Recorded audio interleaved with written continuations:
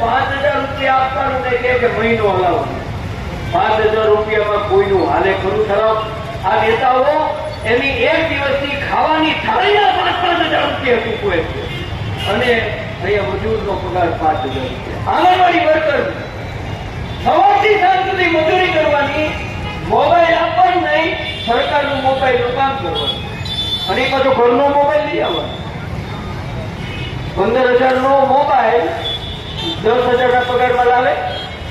આ હકીકત એટલી વધતી જાય કે હવે લડાઈ સિવાય કોઈ રસ્તો નથી રહ્યો, ને એટલે મેં અહીંયા આ ભૂગા ગેટ ચોકમાં આવીને સવાલ આપ્યો। આવનારા દિવસોમાં આ સંઘર્ષો થવાના છે, કોઈ રોકી શકવાનું નથી। માણસ ચૂપ છે ને ત્યાં સુધી સરકાર સમજી લે, અને એ બધી વાતો ટૂંકાણમાં તો શું, કારણ કે અહીંયા જવું છે, અને 24મી તારીખે નામો લખાવશો, અને 24મી રેલીમાં ભાવનગરથી પણ ઓછામાં ઓછા 200 થી 300 માણસો જાય એવો એક ટાર્ગેટ રાખ્યો છે। તમામને વિનંતી છે કે દિલ્હી રેલીમાં આવો અને સરકારને પડકારો। માર્ક્સવાદી સામ્યવાદી પક્ષની ચળવળના આપણા 24 માર્ચ 2026ના રોજ 9મી તારીખથી શરૂ થયેલા વિવિધ રાજ્યોમાંથી જન આક્રોશ જથ્થાઓ દિલ્હી પહોંચશે। તમને ઇતિહાસ થોડો યાદ કરાવવા માંગુ છું કે ભારત દેશ આઝાદ નહોતો થયો। 1943ની સાલમાં દિલ્હી ચલો, આ સૂત્ર ફરીથી ભારતના સામ્યવાદી પક્ષ માર્ક્સવાદીએ એટલા માટે આપવું પડ્યું છે, દેશની જનતા ચૂંટણી સમયે કંઈક બીજું સાંભળે છે, ચૂંટણી પતી જાય પછી કંઈક બીજા અમલવારી જોવે છે।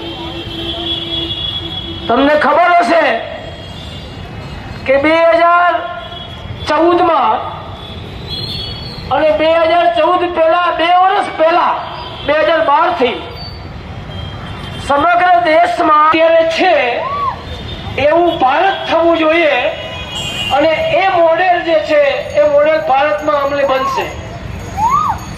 એ વખતે જ્યારે ચૂંટણી સભાઓ સંબોધાતી હતી ત્યારે આપણને એવું કહેવામાં આવતું હતું કે તમે મને સત્તા ઉપર લાવશો તો તમારા દરેકના ખાતામાંથી જે આ દેશના ધનિકોએ સ્વિસ બેંકની અંદર કરોડો અબજો રૂપિયાનું નાણું મૂકેલું છે એમને અહીંયા લાવીશું, અને તમારા દરેકના ખાતામાં 15 લાખ રૂપિયા આવી જશે। કીધું તો કે નહોતું કીધું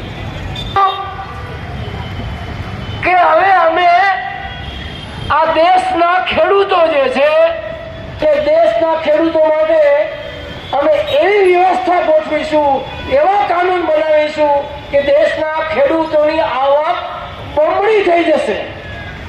આ હું નથી કહેતો, જૂના વિડીયો તમે જોશો તો કે છે, તો સોશિયલ મીડિયાનો જમાનો છે, મીડિયામાં બધું છે જ। ઉપરાંત એમ પણ કીધું હતું કે આટલા વર્ષોથી આઝાદી પછી આ દેશમાં બેરોજગારી બહુ છે, દરેક વિદ્યાર્થીઓ ભણીને એમને નોકરીઓ મળતી નથી, તો હું 24 કરોડ લોકોને રોજગારી મળવી જોઈએ। એના બદલે પરિસ્થિતિ શું ઊભી થઈ? એના બદલે પરિસ્થિતિ એ ઊભી થઈ કે ખેડૂતોની આવક બમણી થવાને